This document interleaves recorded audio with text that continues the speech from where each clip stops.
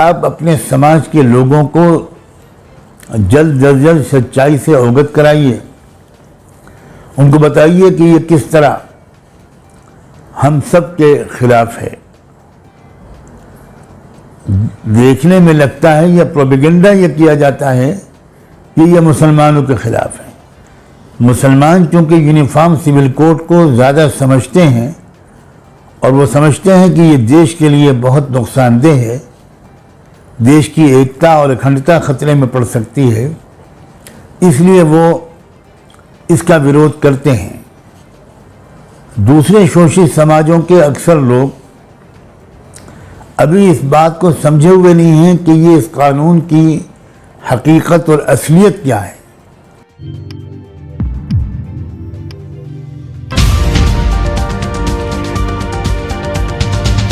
आजकल हमारे देश में यूनिफॉर्म सिविल कोड का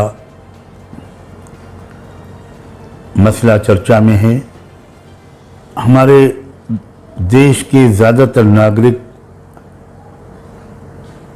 मेरा ख्याल ये है कि यूनिफॉर्म सिविल कोड को ठीक तौर पर समझते नहीं हैं और इस बारे में कोई सही राय कायम करना कि इसको सपोर्ट करना चाहिए या इसको अपोज करना चाहिए, यह हमारे अक्सर देशवासियों के लिए शायद आसान नहीं होता।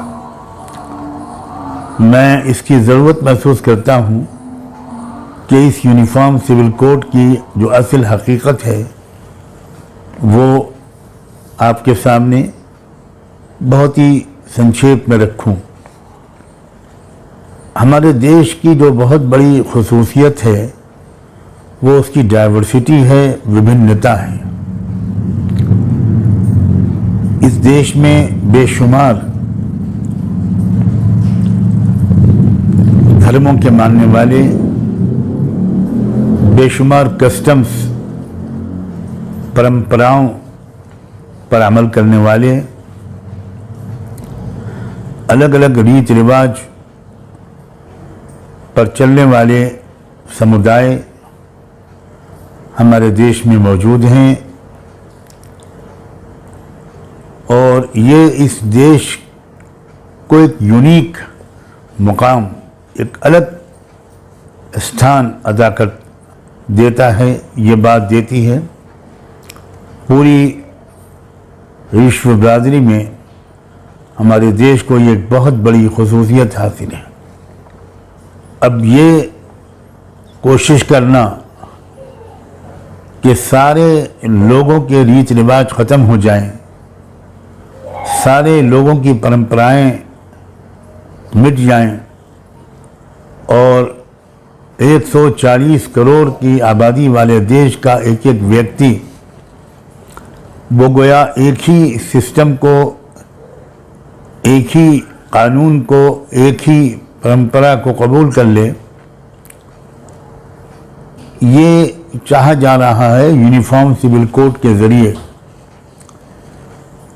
जो इस देश की जो आत्मा है, इस देश की जो विशेषता है, ये उसके सख्त खिलाफ है। और जो लोग झूठ बोलने के आदी हैं, धोखा देने के माहिर हैं, वो इस बात को इस तरह मशहूर करते हैं कि जैसे यूनिफॉर्म सिविल कोड के ख़िलाफ़ सिर्फ मुसलमान बोलते हैं, इसकी मुखालफत सिर्फ मुसलमान करते हैं। ये बहुत खुला हुआ धोखा है और अफसोस ये है कि हमारे देश के प्रधानमंत्री ने भी भोपाल में अपनी चुनावी मुहिम का आगाज़ इसी मुद्दे को छेड़कर और यही गलतफहमी फैलाकर किया है कि मुसलमानों को कुछ लोग यूनिफॉर्म सिविल कोड के खिलाफ भड़काते हैं। मैं आज अपने देशवासियों को और विशेषकर जो हमारे देश का बहुजन समाज है, जो ज़बरदस्त बहुमत में है, मेजॉरिटी में है, मैं उसको बताना चाहता हूं कि इस कानून का जो सबसे बड़ा नुकसान होगा वो आदिवासियों को होगा, वो हमारे शेड्यूल कास्ट भाइयों और बहनों को होगा, जिनको आमतौर पर लोग दलित कहते हैं। शेड्यूल ट्राइब के लोगों को होगा, जो ट्राइबल लोग हैं, शेड्यूल ट्राइब के लोग हैं, उनको होगा। सिख भाइयों को होगा, क्रिश्चियंस को होगा, बुद्धिस्ट लोगों को होगा।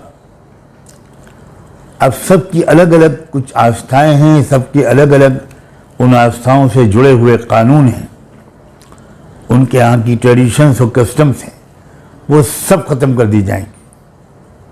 तो ये सिर्फ मुसलमानों के का मसला बिल्कुल नहीं है, ये तो आप सब का मसला है। मैं आपसे निवेदन करना चाहता हूँ कि आप ज़रा सच्चाई को समझिए और इन शोषित समाजों के लीडरों और पढ़े लिखे लोगों को से ये मैं विनती करता हूँ कि आप अपने समाज के लोगों को जल्द अज जल्द सच्चाई से अवगत कराइए। उनको बताइए कि ये किस तरह हम सब के खिलाफ है। देखने में लगता है या प्रोपेगेंडा ये किया जाता है कि ये मुसलमानों के खिलाफ है।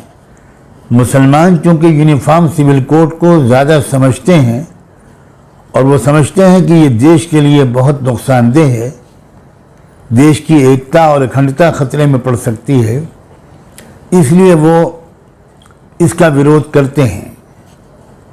दूसरे शोषित समाजों के अक्सर लोग अभी इस बात को समझे हुए नहीं हैं कि ये इस कानून की हकीकत और असलियत क्या है। तो उन समाजों के लीडरों, उनके मार्गदर्शकों, उनके पढ़े लिखे भाइयों और बहनों का ये बहुत बड़ा कर्तव्य बनता है कि वो इस सच्चाई से खुद वाकिफ हों और अपने अपने समाज के एक एक शख्स को, एक एक व्यक्ति को ये बात बताएं। जो भी रियायतें दी गई हैं हमारे आदिवासियों को, जल, ज़मीन और जंगल के कानून के तहत सब छिन जाएंगी। आदिवासियों की ज़मीन को कोई खरीद नहीं सकता। कलेक्टर की स्पेशल परमिशन के बगैर जो मुश्किल से मिलती है, ये कानून भी ख़त्म हो जाएगा और उनकी लाखों एकड़ ज़मीनें बिकेंगी और उन ज़मीनों के नीचे जो ख़जाने छुपे हुए हैं वो आदिवासियों के काम नहीं आएंगे। अब तो सैटेलाइट के ज़रिए साबित हो चुका कि जिन इलाकों में हमारे आदिवासी लोग ज़्यादा रहते हैं, उन इलाकों में बहुत ही कीमती धातें कुदरत ने छुपा रखी हैं और वो जब निकलेंगी तो मालामाल हो जाएंगे उस ज़मीन के मालिक लोग। तो इससे पहले कि वो मरहला आए, वो स्टेज आए, वो कानून ही बदला जा रहा है। अब उन ज़मीनों को ख़रीद लिया जाएगा और चंद पूंजीपति उस ज़मीन को ख़रीदेंगे। पूंजीपतियों का नाम लेने की मुझे ज़रूरत नहीं है, जिनके ख़जाने में सारे देश का ख़जाना डाला जा रहा है, वही पूंजीपति उन ज़मीनों को ख़रीदेंगे और वह आदिवासी जो उसके मालिक थे, वो उन ज़मीनों में बनने वाले कारखानों में मजदूरी करेंगे। और भी इसके बहुत दूर तक दूरगामी नुकसानात हैं। मैं चूँकि ज़्यादा लंबी बात नहीं करना चाहता, मैं सिर्फ अपने देशवासियों को और शोषित और पीड़ित समाज के लोगों को ख़ास तौर पर ये बताना चाहता हूँ और उनके लीडरों और पढ़े लिखे लोगों से ये निवेदन करना चाहता हूँ कि आप अपने समाज के लोगों को बताइए और उनसे कहिए कि वो लॉ कमीशन ने जो इस वक्त पूछा है इंडियन पब्लिक से, भारत की जनता से, कि आप क्या यूनिफॉर्म सिविल कोड को पसंद करते हैं या नहीं। तो फिर इसका जवाब सिर्फ मुसलमानों की तरफ से बिल्कुल नहीं जाना चाहिए। इसका जवाब पूरे देश के गरीब जनता की तरफ से, पूरे देश के पिछड़े हुए समाज की तरफ से, ओबीसीज की तरफ से, शेड्यूल कास्ट शेड्यूल ट्राइब की तरफ से, आदिवासियों की तरफ से, सिखों, क्रिश्चियंस और लिंगायत लोगों की तरफ से और दूसरे तमाम समाजों के लोगों की तरफ से जाना चाहिए। No to UCC. आप अपने इलाके के लोगों से पता कीजिए कि लॉ कमीशन को हम अपना रिस्पांस कैसे भेजें। हम शुक्रगुजार हैं लॉ कमीशन के कि उन्होंने राय मांगी है। हालांकि इस पर हमको ताज्जुब है कि ये काम पहले हो चुका है और लॉ कमीशन 21वां लॉ कमीशन इस पर मुतमईन हो गया था कि कोई ऐसा एक कानून सबके लिए नहीं बनाया जा सकता, नहीं बनाया जाना मुमकिन है, उचित नहीं है, भारत के लिए तो बिल्कुल उचित नहीं। अब ये नहीं समझ में आता हमारे कि जब 21वां लॉ कमीशन इस बात का ऐलान कर चुका और फाइल को बंद कर चुका, तो 22वें लॉ कमीशन ने ये बहस क्यों छेड़ी है और सिर्फ एक महीने का समय क्यों दिया है। इसका जवाब हमको तब मिला जब प्रधानमंत्री का मध्य प्रदेश या भोपाल का जो भाषण हुआ उससे पता चला कि जो लोग ये कहते थे कि ये चुनावी मुद्दा है वो गलत नहीं कहते थे।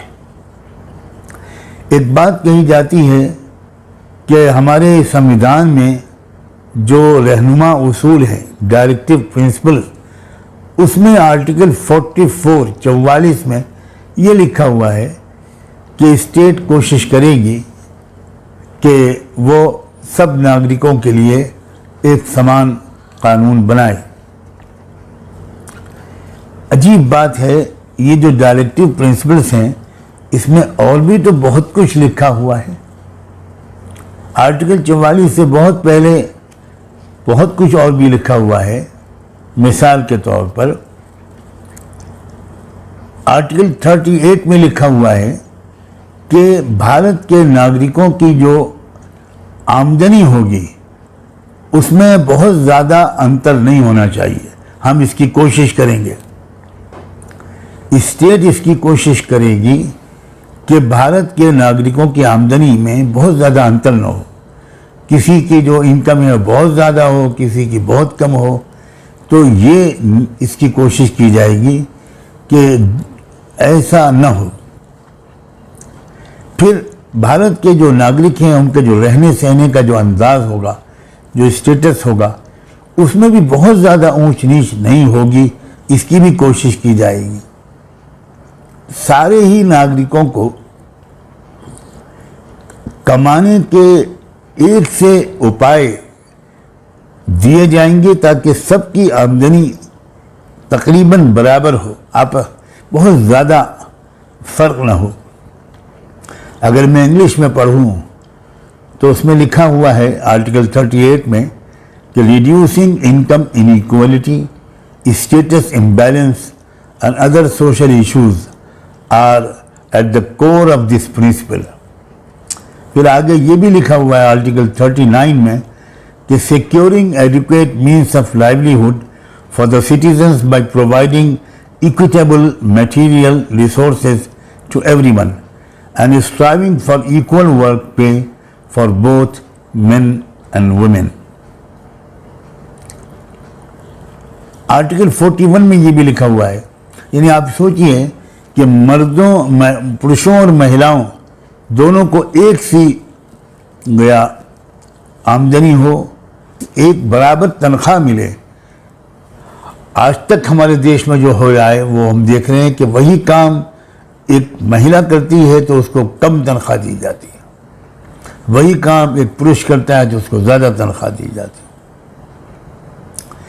फिर उसमें आगे आर्टिकल 41 में to provide the right to work, right to education and right to public assistance in cases of unemployment, old age and sickness, बुढ़ापा, बीमारी या किसी के पास कोई जॉब न हो, तो उस सूरत में सरकार की तरफ से उसको मदद दी जाएगी मुस्तकिल तौर पर जब तक कि उसको जॉब न मिल जाए।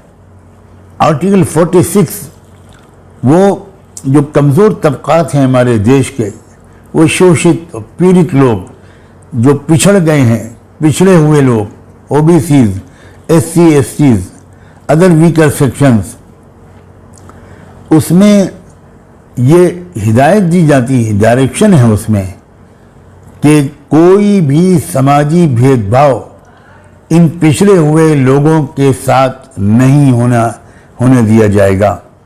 फिर आर्टिकल 47 में कि नशे पर पाबंदी लगाई जाएगी, कोई भी नशीली चीज़ का इस्तेमाल रोका जाएगा और वो चीज़ें जो सेहत के लिए हानिकारक हैं और जिन पर शुबा होता है कि ये शायद नशा लाएं, ड्रग्स जैसी चीज़ें, सबको बैन किया जाएगा। अब ये वो चीज़ें हैं जिनका कोई विरोध नहीं करता, पूरे देश के लोग इसका स्वागत करेंगे, लेकिन इन पर अमल नहीं होता। एक चीज़ को चुना जाता है जिसको देश के लोग नहीं पसंद करेंगे, जो देश के अंदर फूट को बढ़ाएगा, फूट डालेगा, लड़ाओ और हुकूमत करो के उसूल पर अमल करते हुए। अफसोस ये है कि हमारी सरकार ने उसी को चुना है, यह लॉ कमीशन को चुनने का इशारा दिया है और ये बात कंफर्म हो गई ऑनरेबल प्राइम मिनिस्टर की तकरीर से। मैं आप सबसे निवेदन करता हूं कि आप इसका विरोध करें, ये हमारा एक लोकतांत्रिक हक भी है और फ़र्ज़ भी है। आप हिस्सा लें इसमें और हर गांव की सतह पर, हर जगह जहां तक ये आवाज़ पहुंचे, आप कोशिश करें कि अपने समाज के लोगों का जवाब भिजवाएं। आप किसी से पता कर सकते हैं कि आप किस तरह जवाब भेजेंगे। मैं इस बात की कोशिश करूंगा कि इसके अंत में आपको वो लिंक दे दिया जाए या वो तरीक़ा बता दिया जाए जिससे आपका जवाब लॉ कमीशन तक तुरंत पहुंच जाएगा। लाखों और करोड़ों की तादाद में मैं अपने शोषित समाज के लोगों से ये दरख्वास्त करता हूं और उनके जितने भी संगठन हैं, उनके जितने भी ऑर्गेनाइजेशंस हैं, उनके जितने भी सोशल और पॉलिटिकल लीडर्स हैं, उनसे ख़ास तौर पर दरख्वास्त करता हूं कि आप इस वक्त इस काम को सबसे ज़्यादा प्राथमिकता दें और अपने अपने समाज के हज़ारों लाखों लोगों की तरफ से ये जवाब लॉ कमीशन को भिजवाएं। ये आपकी जिम्मेदारी है और ये देश को आपस की फूट और खाना जंगी से बचाने की एक बहुत ज़रूरी कोशिश है। मैं उम्मीद करता हूं कि आप इस पर ध्यान देंगे। आपने मेरी ये बात सुनी, मैं इस पर आपका शुक्रिया अदा करता हूं। आपसे निवेदन है कि आप हमारे चैनल को सब्सक्राइब जरूर कीजिएगा ताकि आपको वो खबरें पहुंचती रहें जिनको गोदी मीडिया नहीं दिखाता है, वो हम आप तक पहुंचाने की कोशिश करते हैं। फिलहाल इस वीडियो में इतना ही, हमें दीजिए इजाज़त। आगे फिर मुलाकात होगी आपसे किसी ऐसी खबर के साथ। तब तक के लिए जय हिंद, धन्यवाद।